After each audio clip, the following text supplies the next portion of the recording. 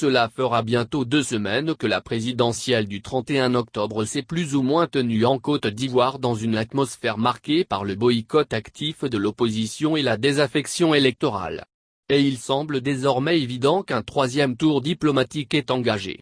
La communauté internationale semble avoir opté pour un partage des rôles. La CEDEAO et l'Union africaine félicitent Ouattara et minimisent les problèmes, tandis que la France et plus généralement les Occidentaux expriment leurs inquiétudes. Et l'unanimité hors des frontières ivoiriennes semble se dégager autour de la formule suivante: maintien au pouvoir de Ouattara et ouverture politique significative à l'opposition. À Paris notamment, on semble persuadé que le RHDP n'a pas les moyens politiques de gouverner seul après la drôle d'élection qui vient de se dérouler. Vice-présidence à l'opposition et primature à la société civile. Si l'on en croit Jeune Afrique, les schémas de partage de pouvoir se mettent en place. Nombreux sont ceux qui tentent d'apporter leur écho à cette démarche. Y compris certains chefs d'État, tels le Sénégalais Macky Sall, le Ghanéen Nana Akufo-Addo, président en exercice de la CEDEAO, ou le Français Emmanuel Macron. Les offres de bons offices se multiplient.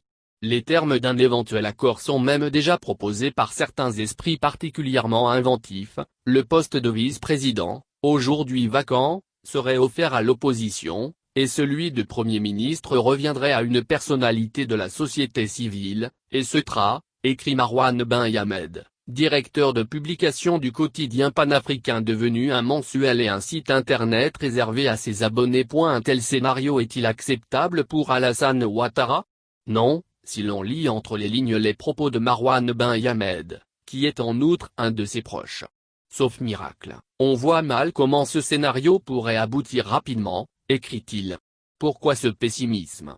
En raison des haines recuites entre les acteurs, notamment Bédié et Ouattara, du fait que Ouattara ne fera aucune concession si ses adversaires ne reconnaissent pas sa victoire.